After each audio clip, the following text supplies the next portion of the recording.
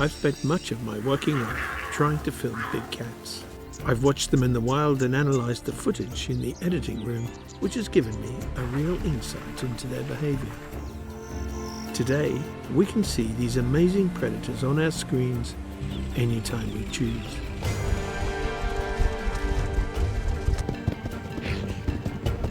But until quite recently, we knew practically nothing about them.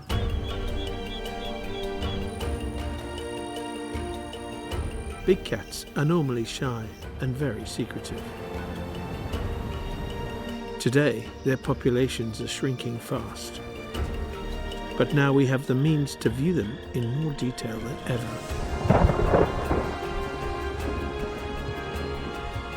And learn the intricacies of their lives.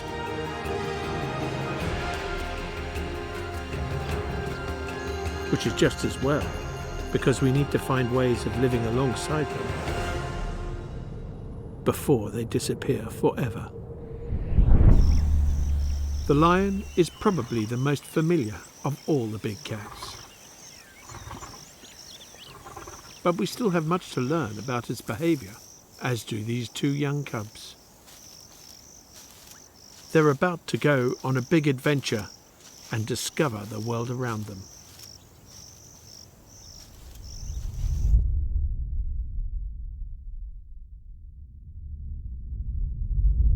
The cubs are now about 6 weeks old, and this is their first journey in the open.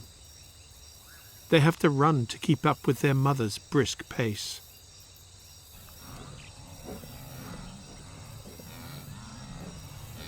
Even at this early age, they have a powerful instinct to chase, much to the surprise of the nearby wildlife. But today, their job isn't to hunt. They just have to start learning what it is to be a lion. And that means toned muscles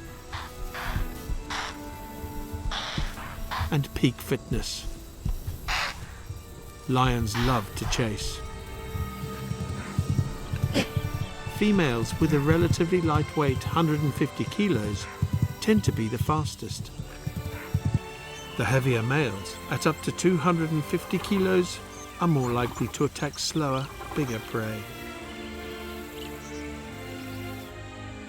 And males can club together, doubling their power.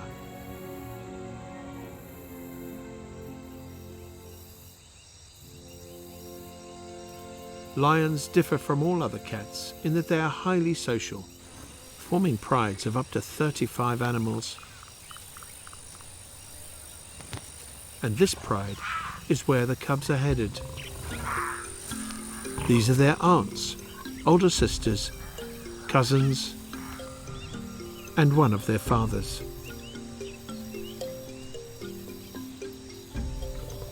This is their pride.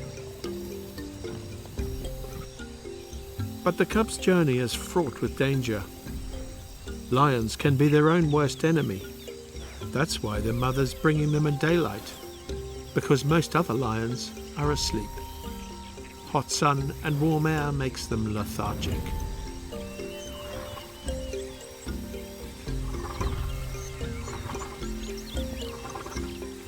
And yet that's when tourists usually get to see lions, giving many people the idea that these cats are in some way lazy and indolent.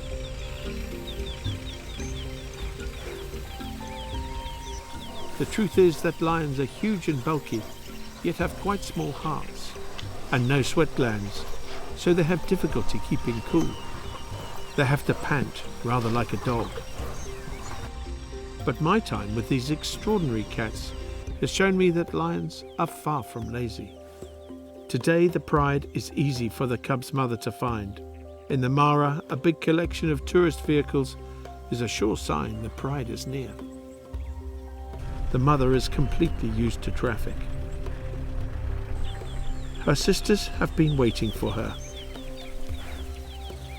Between them they have 6 other cubs in 3 different age groups, and the mother lets her babies join the group.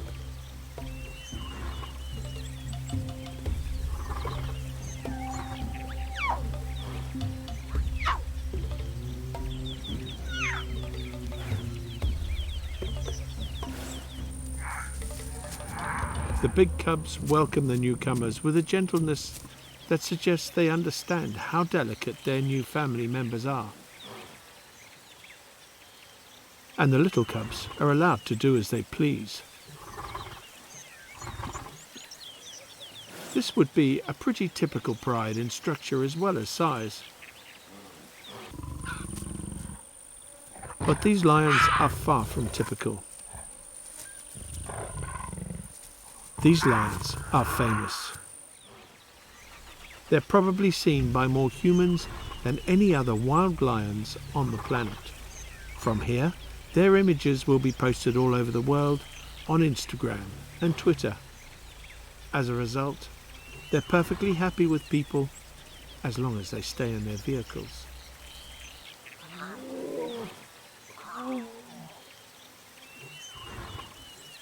It's only with cats like this, in a place like this, that we have any real chance of understanding their lives properly. If they weren't completely relaxed around people, we simply wouldn't see them. Lions know all about being invisible.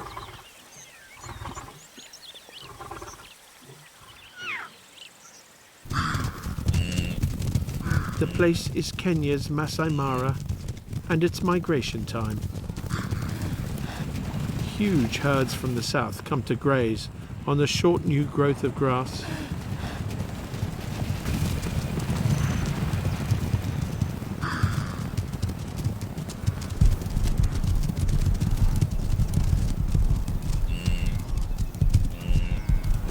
For the lions, there's prey everywhere.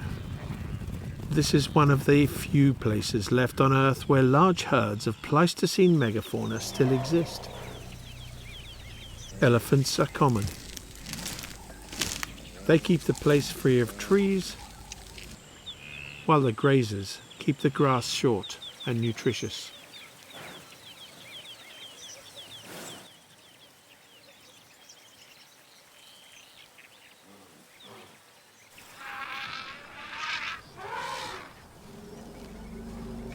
And lions have become an integral part of this habitat. Without them, none of this would survive.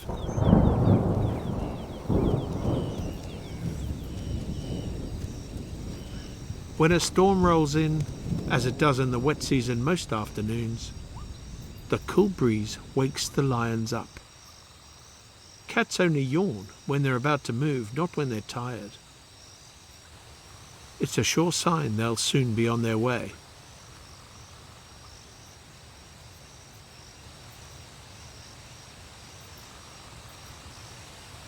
But they're not hunting now.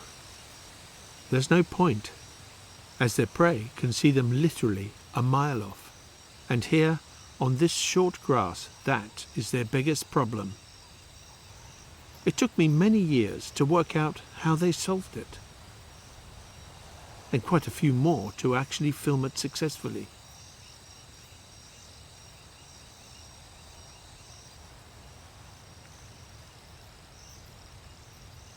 With no cover, these cubs have no chance of getting close. But it's good practice.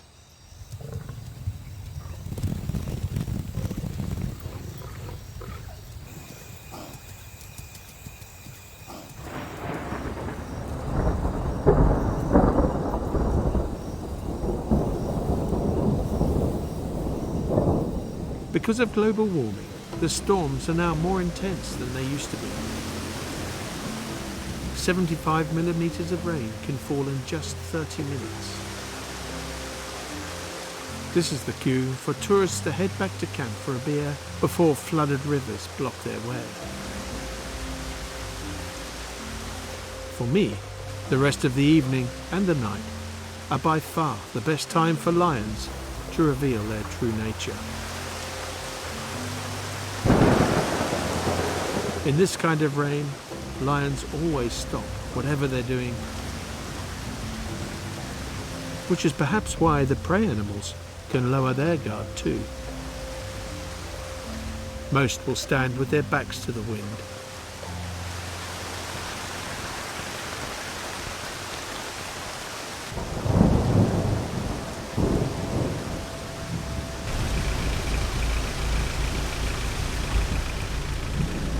The lions seem impervious to the worst nature can throw at them.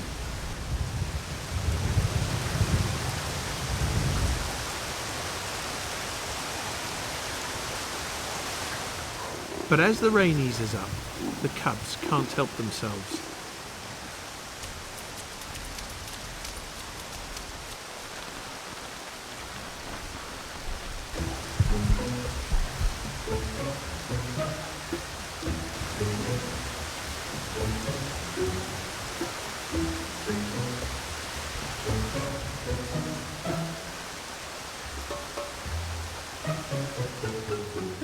Soon their mothers join in.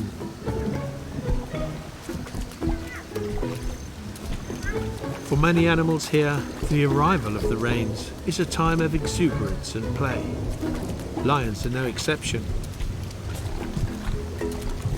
The calls of wet season frogs accompany the lions in this most touching of moments, when the whole pride is at play together.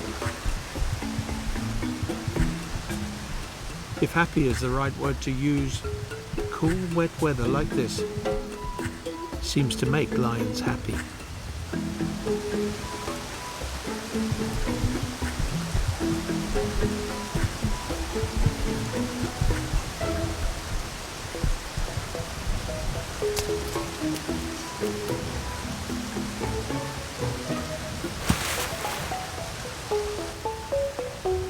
Light levels are dropping fast, and the lions are beginning to think about dinner.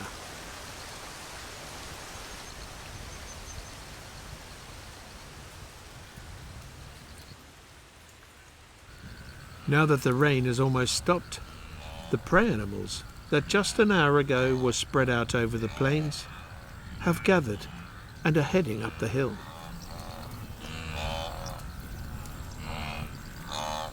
The only explanation I can think of for this behaviour, which happens almost every night, is that the hilltops are further away from the low-lying areas with cover where lions normally hang out. Since there'll be no moon until after midnight, and there's a thick layer of cloud from the storm, it's going to be very, very dark.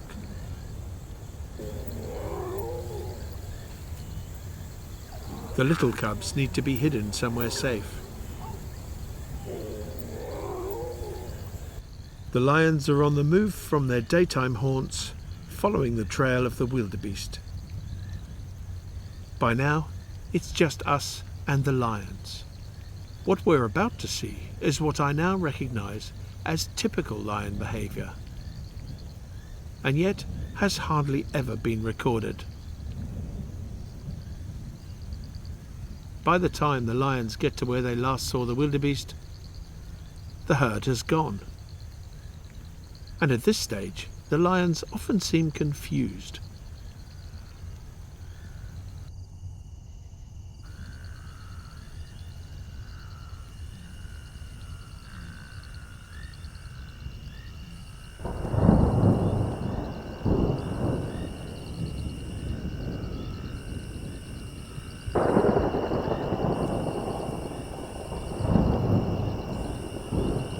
It's now what humans would call pitch black, and no camera can function here without help.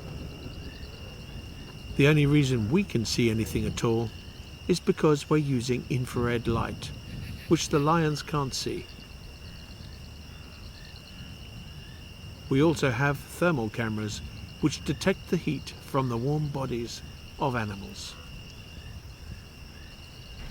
And our vehicle is fitted with infrared lights and driven using infrared night vision goggles. The world that these special cameras reveal is already quite different from the daylight world. Hippos have replaced the wildebeest and zebras, cropping the short tender shoots to a perfect golf course length, using only their huge lips. The nocturnal hippos are very unusual animals. Stranger still, the thermal camera reveals weird temperature variations on their skin. Nobody knows why. They are huge and extremely dangerous, but if we so much as shine visible light on them, they'd run.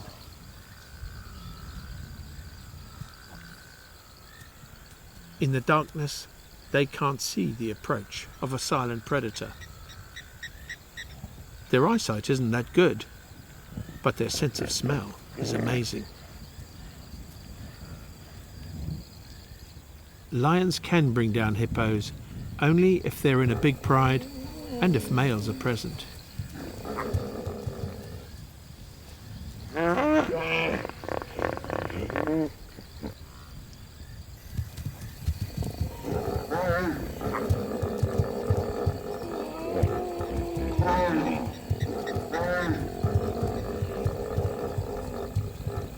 They can kill a lion with a single bite and move surprisingly quickly.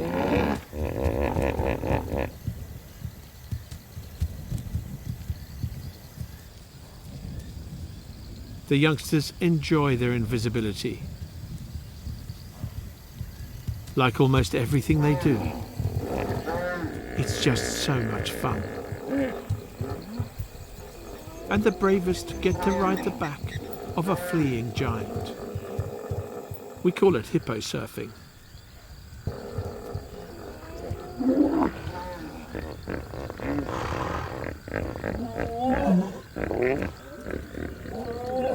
Things are getting a bit out of hand now, so the mothers call everyone in to continue on their mission, getting dinner.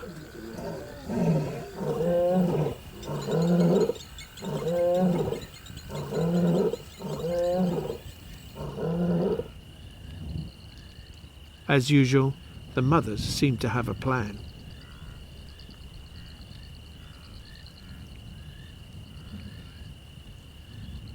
Three kilometers away, the nervous wildebeest are on the hilltops and arrange themselves in defensive groups.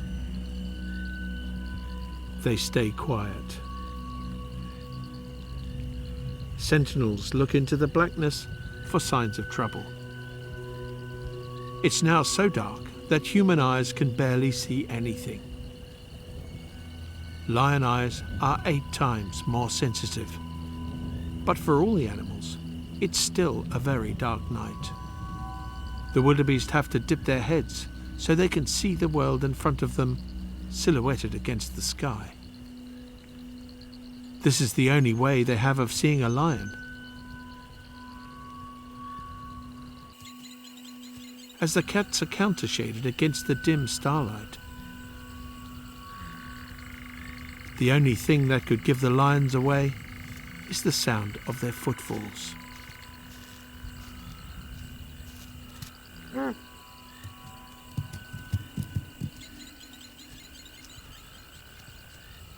If it's quiet for long enough, eventually the whole herd will begin to relax a little and settle down to chew their cuds. All those animals that were spread over the plains in daylight are now silent and occupy far less space. They will be hard to find by accident. But these 4 lionesses know their terrain well and know the habits of wildebeest.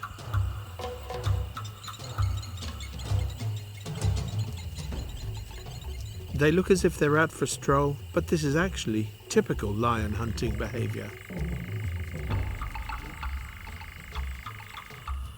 The males usually tag along some distance behind and try and stay out of the way.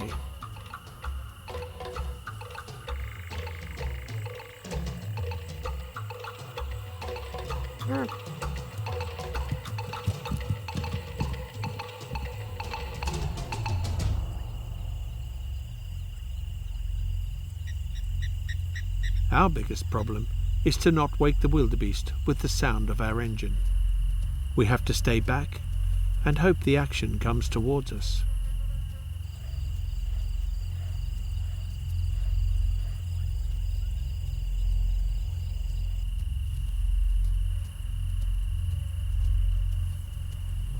Suddenly, as if they all have a plan,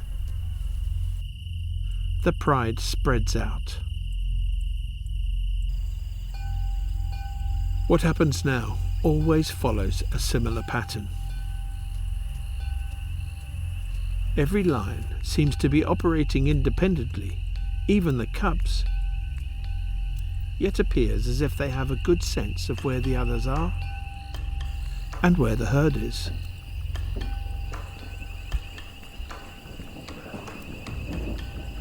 The herd is being surrounded.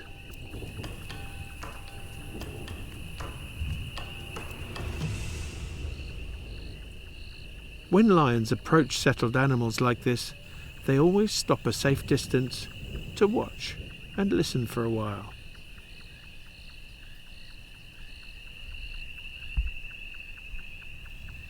This is the kind of hunting lions are designed for.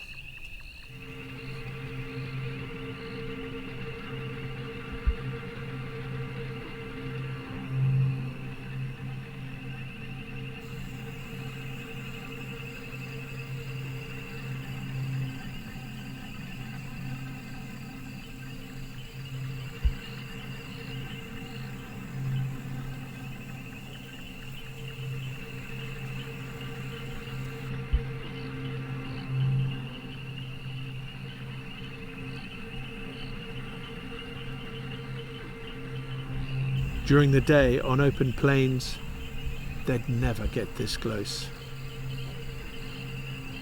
But she won't charge. That's not her job. She's a catcher.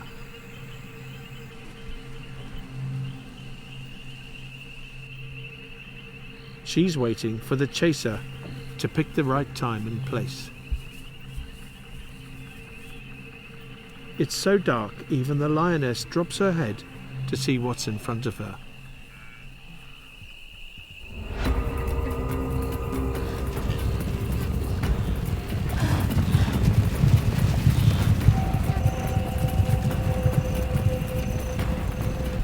Now the wildebeest are in a state of literally blind panic and drop their heads to get a better view. From the catcher's low vantage point, the herd is clearly silhouetted against the sky.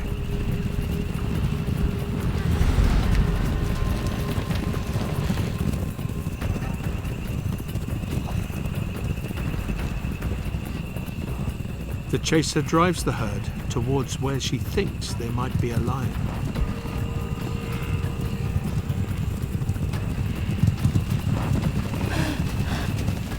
Like most cats, lions can deliver a sharp burst of speed, but are low on endurance, so timing is critical. With so many lions spread about the place, there's usually another to take up the chase.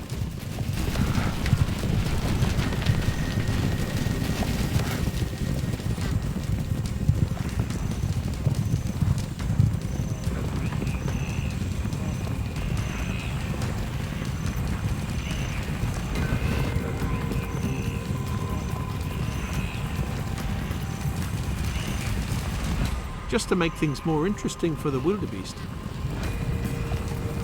hyenas are always attracted to the sound of galloping. They're the lion's only real competition out here, but unlike the lions, hyenas have stamina, which they use to find the weakest members of the herd. If lions are sprinters, hyenas are the middle distance runners.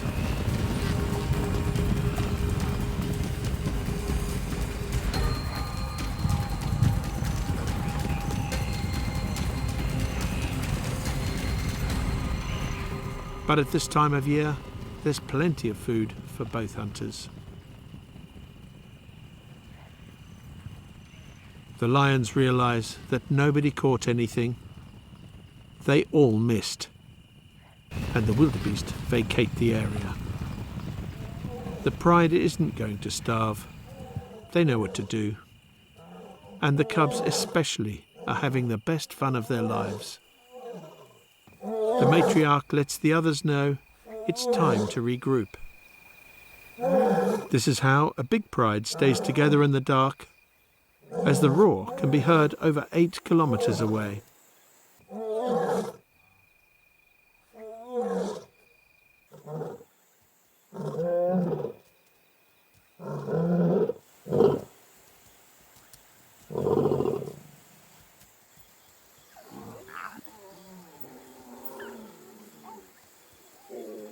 It doesn't take them long to locate another herd.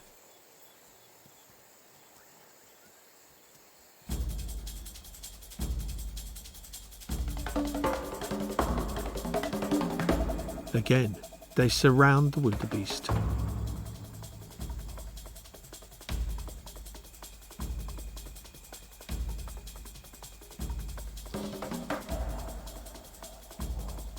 Once again, the chaser gets the ball rolling.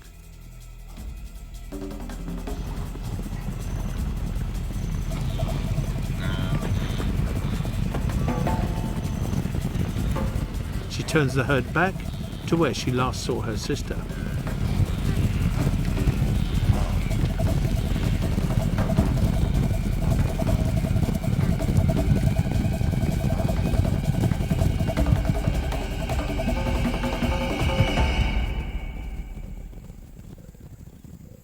She uses her vice-like grip to administer a suffocating bite to the wildebeest's throat.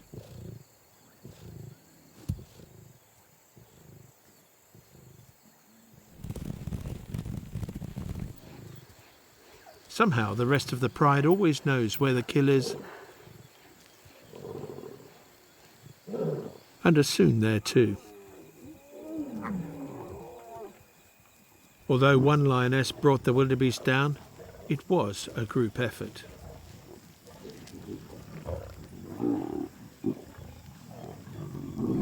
These treeless hilltops are perfect for night hunting.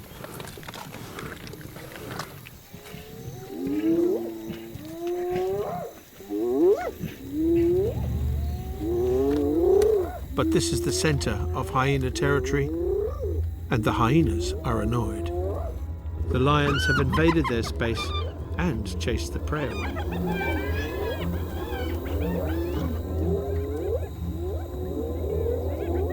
The hyenas pose a real danger to the cubs. But now the male lions get to play their part. They're far more aggressive towards hyenas, and the hyenas know it.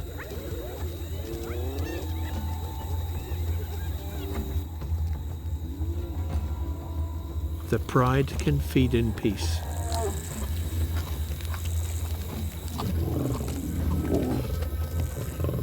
Lions can eat as much as 30 kilos in a sitting, which, in case you're wondering, is something like 240 standard hamburgers. Without the bread, obviously. But it's clear there's nothing lazy about lions.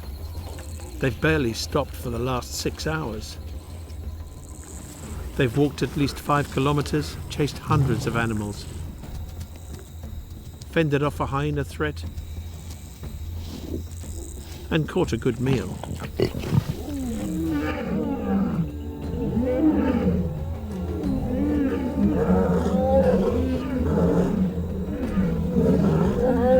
However, that's not the end of this story.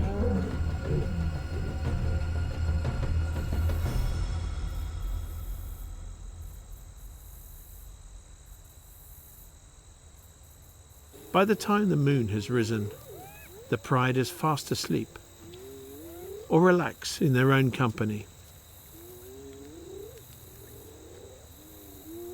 Not far away, the hyena clan has made its own kill and parties in its own distinctive way. But one lioness has left the security of the pride to find her 2 small cubs and suckle them. The flashing lights in the distance clearly illustrate the edge of her domain. Land that a decade ago was lion country is now populated by increasing numbers of cattle. Cattle owned by rich people whose original pasture has been leased to wheat farmers. Cattle which are now grazing inside the Masai Mara Reserve.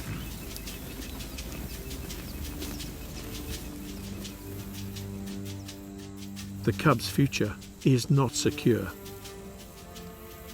There are now thought to be fewer than 15,000 lions remaining, a drop of 75% in 50 years. If these cubs don't learn restraint when faced with cattle, they may well be attacked or poisoned, as were their neighbours to the north. And yet, these lions earn millions of dollars for Kenya and the local economy.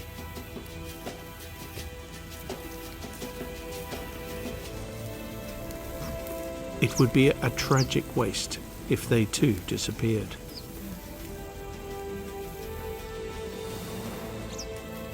All over the Lions Range, cattle, farms, and humans are moving in.